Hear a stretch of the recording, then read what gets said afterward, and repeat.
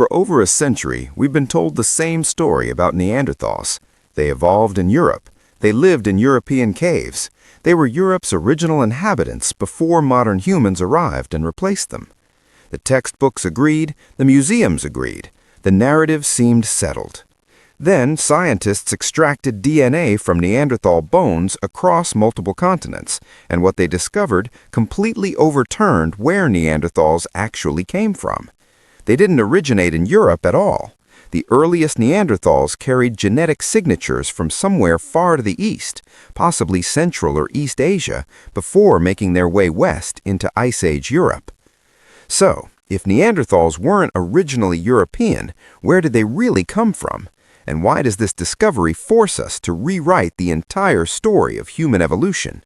In the limestone valleys of southern Europe, under layers of sediment and ice, lie the bones of a people who were once our closest relatives.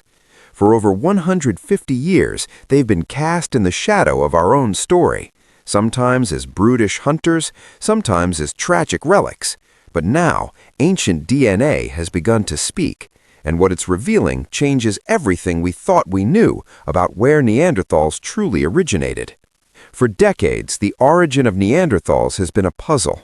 Their remains are scattered from the caves of Spain to the plains of Siberia, dating back hundreds of thousands of years. Yet their genetic signature, the blueprint encoded in their cells, hints at a journey even older, stretching back into a time before Europe had ever seen their kind. A new study, led by an international team of geneticists and paleoanthropologists, analyzed DNA from Neanderthal fossils found in multiple locations, from the famous Vindija cave in Croatia to the remote Altai mountains of southern Siberia. The results connect the dots between climate shifts, migrations, and encounters with other ancient humans. Neanderthals were no isolated offshoot. Around 400,000 years ago, they diverged from a common ancestor they shared with us, likely Homo heidelbergensis, somewhere in Africa or Eurasia. But their exact point of origin, that's where the DNA had been silent until now. The team examined nuclear and mitochondrial DNA, the latter passed down through mothers, from bones and teeth preserved in permafrost-like conditions. These genetic fragments were compared to hundreds of ancient and modern genomes from across the globe, and they revealed something remarkable. The earliest Neanderthals carried traces of an even older lineage, one that appears to have originated from the east, possibly Central or East Asia, before making its way west into Ice Age Europe. This wasn't what anyone expected. The assumption had always been that Neanderthals evolved in Europe and stayed there. The DNA says otherwise. One of the most striking finds came from the Altai Neanderthal, a female who lived more than 120,000 years ago in southern Siberia. Her DNA showed signs of interbreeding with another mysterious human group, the Denisovans, deep in prehistory. This suggests the Neanderthal story wasn't a straight line from origin to extinction, but a braided river of contacts, exchanges, and migrations spanning vast distances. The genetic evidence also shows that not all Neanderthals were the same. Early Western Neanderthals, such as those from Spain's Cima de los Huesos, dated to over 430,000 years ago, had different genetic profiles from their eastern cousins. This means multiple waves of Neanderthals may have moved into Europe, replacing, mixing, and sometimes coexisting with each other over hundreds of thousands of years. But if their ancestors came from further east, what drove them westward in the first place? Climate may have been a key driver. Ice Age Europe was a land of brutal winters and shifting landscapes. Glacial cycles pushed populations south into refugia, then pulled them north again during warmer interglacials. Those movements may have connected Neanderthals with distant populations, including the ancestors of modern humans, far earlier than anyone thought possible. The DNA also uncovered something else, a small but significant amount of genetic material from an even older hominin, possibly Homo erectus, suggesting deep roots in Asia before their expansion westward. This unexpected link hints that the true birthplace of Neanderthals may not have been a single region at all, but a vast interconnected territory stretching thousands of miles across Eurasia. What's becoming clear is that Neanderthals were far from the slow-moving, isolated survivors we once imagined. They were travelers, innovators, and, in their own way, survivors of epic journeys across continents. And the next clue in their origin story comes from a place that has challenged archaeologists for decades. That place is the Mesmakia Cave in the Caucasus Mountains, a rugged corridor between Europe and Asia. Here, archaeologists uncovered the remains of a Neanderthal child, her bones still carrying genetic information from her short life more than 40,000 years ago. Her DNA told a different tale from the Neanderthals of Western Europe. She carried genetic links to populations much further east, echoing the ancestry seen in the Altai Neanderthal.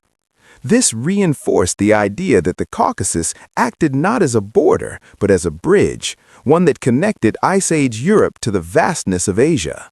The timeline painted by these genomes is staggering. Sometime between 100,000 and 60,000 years ago, Neanderthals expanded and re-expanded into different regions multiple times. Each movement left subtle changes in their DNA, like footnotes in a book that no one thought we'd ever read. And each movement may have brought them into contact with other human groups, including our own ancestors. This matters because the story of Neanderthals is also the story of us. Every non-African person alive today carries on average about 1 to 2% Neanderthal DNA. That inheritance is the product of interbreeding events, some in the Middle East, others perhaps further east, when modern humans began expanding out of Africa roughly 60,000 years ago. But the new genetic evidence pushes some of these encounters far deeper into the past. In fact, certain Neanderthal lineages appear to have received genes from early modern human relatives over 200,000 years ago, long before our species' great migration out of Africa. That suggests waves of contact, separation, and reconnection spanning hundreds of millennia. So why did Neanderthals vanish around 40,000 years ago if they were so adaptable? DNA offers a partial answer. By the end of their existence, Neanderthal populations had become small and isolated. This led to inbreeding, which reduced genetic diversity and may have made them more vulnerable to disease and environmental stress. At the same time, modern humans, armed with larger social networks, broader trade systems, and perhaps more flexible technologies, began spreading rapidly into their territories. Yet the genetic record makes one thing clear. Neanderthals didn't simply lose, they left a legacy, woven into our own biology. Genes that still influence how our immune systems work, how we process fat, even how our skin responds to sunlight. In a profound sense, they never fully disappeared. As ancient DNA technology advances, researchers are now searching for Neanderthal genetic traces in unexpected places. In cave sediments without visible bones, in ancient tools that may carry microscopic blood residues, even in the dental calculus of fossilized teeth. Each new find sharpens the picture of a species whose origins were far more dynamic than static museum dioramas suggest. The real origin of Neanderthals is not a single point on a map. It's a network of journeys, exchanges, and adaptations spanning continents and hundreds of thousands of years. It's the story of a people shaped by shifting ice, mingling with other humans across vast distances, and carrying genetic memories of places thousands of miles apart.